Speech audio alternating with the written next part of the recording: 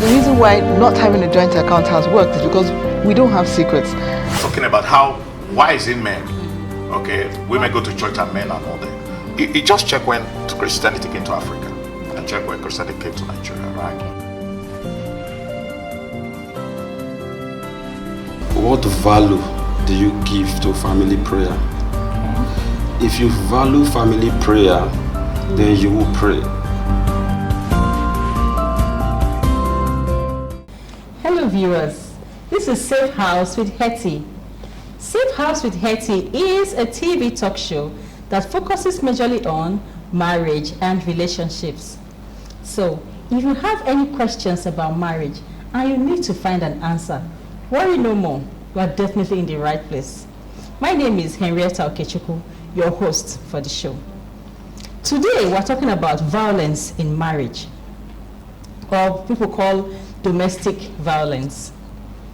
Domestic violence is any kind of behavior that a person uses or threatens to use to control an intimate partner. It could be the wife or the husband. The two key elements in violence is threat and control. Domestic violence could be carried out through any of the following ways. It could be physically, sexually, emotionally, or economically. Some say psychologically, and the rest. Both men and women are victims of domestic violence. According to the National Domestic Violence Statistics, approximately 1 in 4 women and 1 in 7 men over the age of 18 have been victims of physical domestic violence. And almost 50% of both sexes have experienced some form of domestic or emotional aggression. My guests are wonderful personalities. I have Mrs. Ogochukwu Ezugu. She is the principal counsel of McCanty Solicitors and Advocates. She is a legal practitioner, a mediator, and a marriage counselor. She is also a human rights activist. Meet Barrister Ogochukwu Ezugu. Madam, you're welcome to the show. Oh, thanks for having me. Also, I have Mr. Carl Erinle. He is a husband and a father. He is an entrepreneur, has been involved in Bible-based relationships and marriage counseling for close to 15 years. His experience enables him to provide a rich insight into our subject matter for today. Mr. Carl Erinle has been married for 6 years. Welcome to the show. Thank you. It's good to be here. Thank you so much for coming. Now we're talking about violence in marriage. Barrister, Yes. what do we mean when we say violence in marriage or domestic violence? Okay. Domestic violence is the willful intimidation. It can be physical assault, battery, sexual assault, or other abusive behavior perpetrated by one intimate partner against another. It can be psychological. It mustn't be physical abuse, like the issue of battery. You mustn't hit the person before we say that domestic violence has taken place. Even name calling is domestic violence. It can happen to a man and a woman at the same time. Days are gone when women experience domestic violence alone. Men are now victims of domestic violence. Wow. So it can be psychological, it can be physical, it can be even the issue of not allowing a woman to associate with her family members, or the woman not allowing the man to associate with the family members, like allowing the visitors to come into the house, is domestic violence. Wow, wonderful. Thank you so much, Barrister.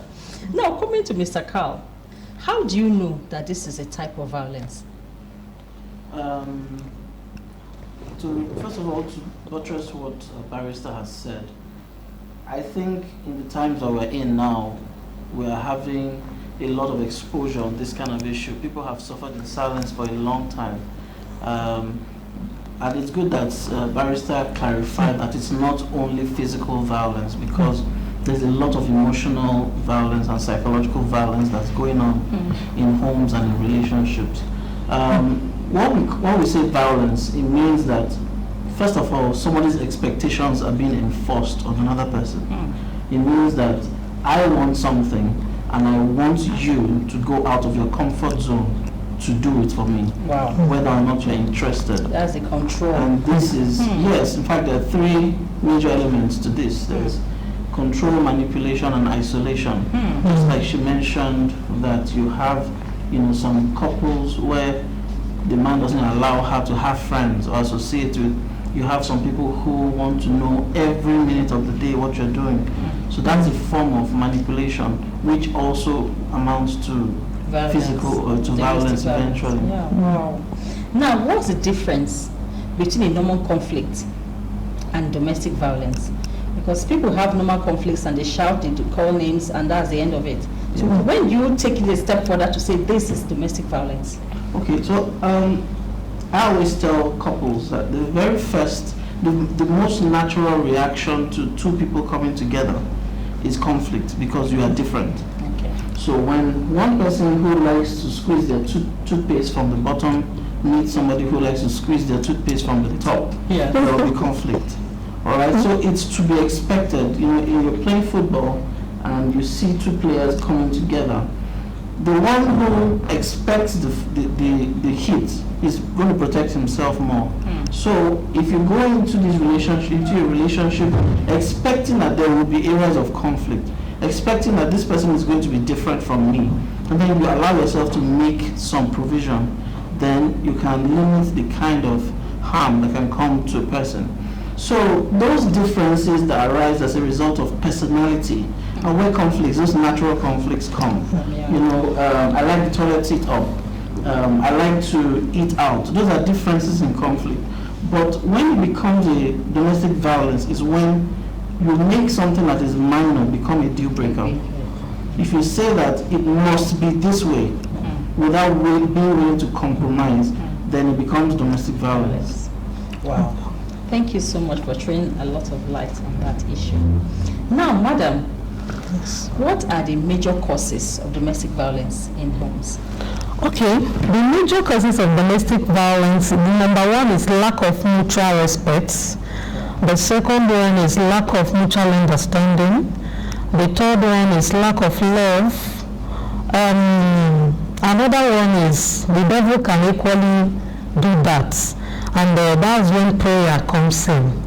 Prayerlessness. As a couple, we people are supposed to be prayerful. Marriage is not a bed of roses. You don't expect a perfect marriage anywhere. So you have to respect each other. You have to pray together, understand your spouse. That's the importance of courtship before going into real marriage, so that you know the kind of person you are dealing with. And we cannot discuss domestic violence without talking about sexual abuse. And another problem, again, is lack of sexual satisfaction in marriage. It has been a problem because the little time I've been into counseling, most of the cases I face is sexual problems. Because in some cases, men normally believe that they don't have problem. The issue of lack of childbearing again is another thing. They believe they don't have problem. At times, even when they agree to follow the woman to the hospital, if they give them drugs, the men will not take their own. And the issue of lack of sexual satisfaction, some people their own problem is impotency, which I know at times can be corrected medically. So there's no problem without a solution. And if you don't really know how to handle your man or your woman, it's always a problem. It's a psychological torture. And some women, because of their level of exposure, they normally find it difficult to open up. Equally, some men, they will end up keeping a side chick outside. Even the women will end up going out with men outside. So what I'm trying to say is that it is a problem and it has a solution. Thank you so much. Thank you so much, Barrister. That's my learned woman is ready to talk. Yeah. Now, I want to ask a question, Mr. Carl. She talked about courtship. I've actually seen people who have passed through courtship, and in the course of that courtship, they were already being violated, beaten up, yet they go into the marriage. What do you have to say about violence during courtship and ending up in marriage? Okay, I'm glad you asked that question, because it's important for people who are intending to go into marriage to look out for what we call red flags. What eventually becomes domestic violence sometimes doesn't start out that way. Again, I take us back to when I said individual differences. Somebody may have been brought up in a wealthy home where everything he wanted was provided for him or her. And then he comes into this relationship where he's expected to take care of this other person, or she's expected to contribute. So it will go against the grain. Once you start to get close to somebody, not that you start to look out for mistakes and flaws, but when something happens, you have to appraise it. Look out for those red flags. Is this person controlling? Is this person manipulative? Does this person put me down? Does this person attack my self-esteem? These are things that eventually, a man hitting a woman is the last step of it. It would have started a long time ago. He would have been belittling you, or she would have been belittling you. You would have been seeing those things. So the time of courtship is a very sensitive period. Now, for some people, if they've seen those red flags, they still proceed into it, and there are a lot of reasons for that. One of them is dependencies. Maybe this person is not well-to-do. This man provides your bills. Maybe he paid for your secondary school and university. Maybe he put your money in the supermarket. He did something. Entitlement. Sometimes you find out that this person has a very strong character. The abuser has a very strong character, very imposing. So it's difficult for you to go against those wishes. Thank you so much. We're going on a short break now. And when we come back, we'll delve more into this matter. Don't go away. We'll be right back.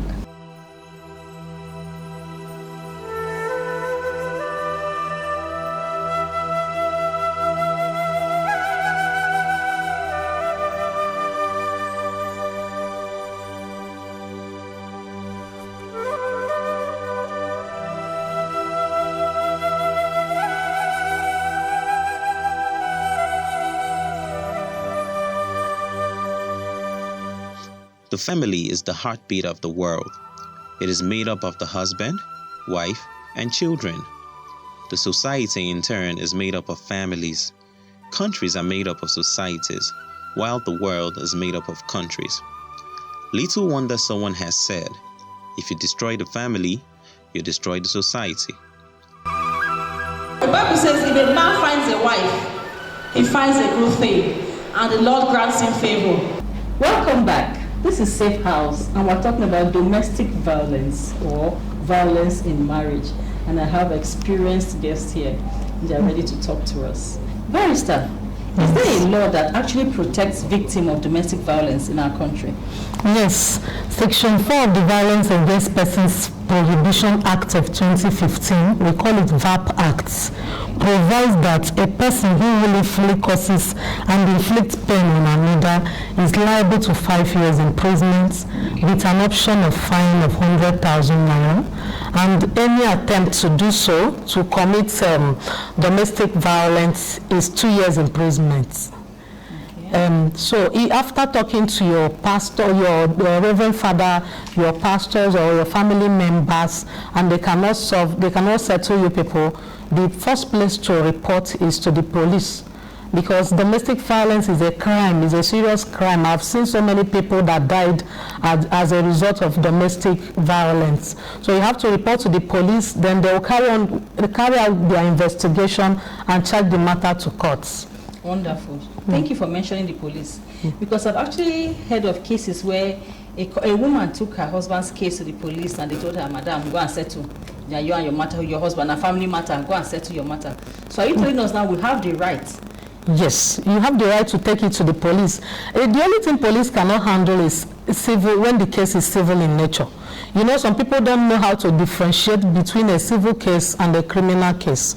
You can only take a case to the police when it is criminal in nature, when there is an abuse or there is an intention to abuse. You cannot, just because your husband refused to bring feeding money, you take him to the police. In that case, the police will tell you to go and settle, or you go to court because it's civil in nature.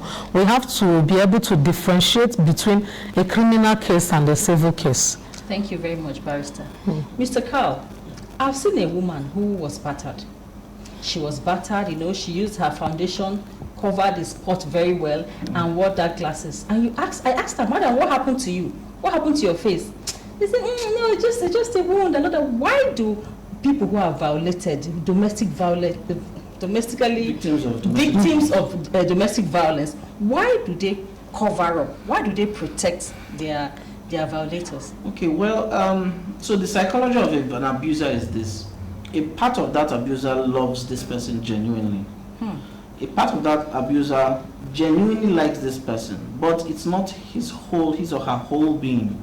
So there's a part of himself or herself that is restricted from that love. And when that part is touched, then the love is not strong enough to prevent it. So the person who is being abused, who has witnessed the part where the love comes, the part where he or she is so loving and caring and kind, believes that there's something I can do that can change him. Okay? But except you are the one that started that problem with the person, 9 times out of 10, 99 times out of 100, you cannot change the person. The person will continue to be that way until he seeks help. So when a couple faces that kind of a problem, both of them must realize that there is a problem. Because until I realize that I have a problem, then I am not going to be willing to fix it. In fact, I cannot fix it, no matter what anybody says. You can take a horse to the river. So even if you take that person to the therapist, because I'm not willing to admit, like she talked about some people who are not willing to admit that they have sexual issues, you know. So because I'm not willing to admit that I have that problem, everything the therapist is saying is flying over my head.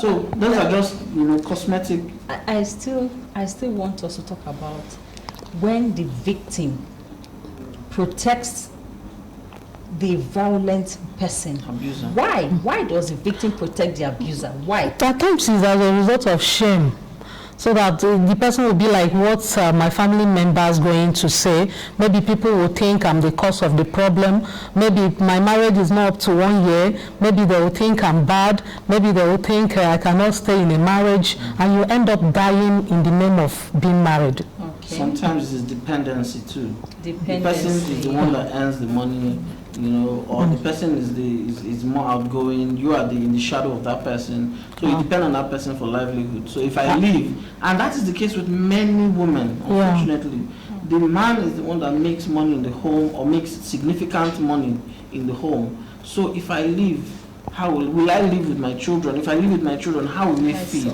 So the woman is many times stuck there because of her children. But today there are so many organizations that are willing to help. You know, and churches are stepping up. Okay, and even in that kind of situation, you find out that even the family of the woman is equally dependent on that marriage. Anytime. The woman will be like, if I go now, what will my mother and my father eat? Exactly. It's not supposed to be like that. We are talking to parents today.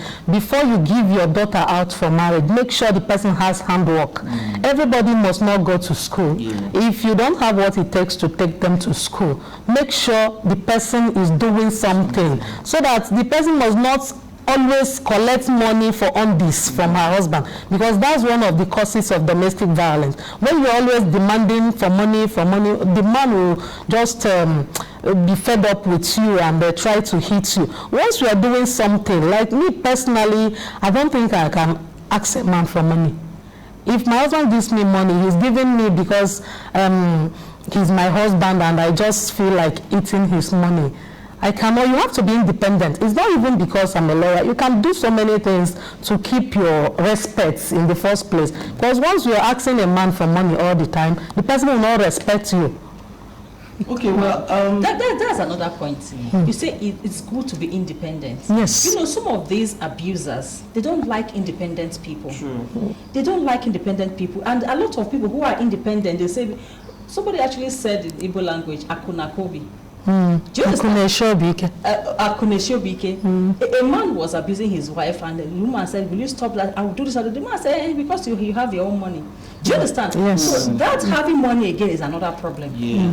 Do you understand? So how do you assess women who already are independent, yet financially independent, yet they are being abused?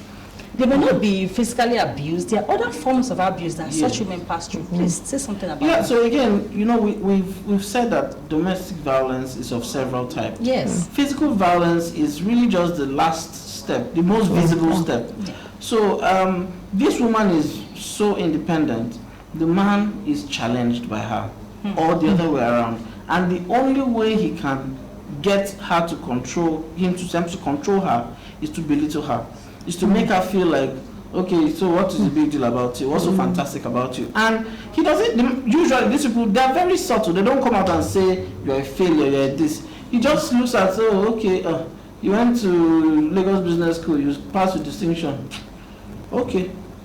Something that is to be celebrated, they diminish it, they keep diminishing until the woman begins to question, am I really all that? You know, and that's where, so these women, they won't face, you won't find them, you know, facing physical, you won't, because they're too rich for that, they're too empowered economically. Yeah. But you will find them, you know, and unfortunately many times they're falling in love with this person. So they will, you just keep going back Feeling to this person. inferior. You know, there's so many celebrities that have experienced that today, that, you know, they come out many years after they've gotten out of the shackles. Some of them got out of the marriage, what's in their mind? It was, I think last week or 2 weeks ago, one of them was saying on social media, got divorced about 3 or 4 years ago, just had the mind to come out and say, no, this is not who I am, this is not who I am. So, you know, sometimes these women, or these victims, they are not, it just really comes down to how much control the person has belittled. You don't believe in yourself anymore. So you start to depend on that person. If for his validation, how do I look? Did I say it well? Did I cook it well? You know, and those are the more dangerous forms for me of violence, more than the emotional battery.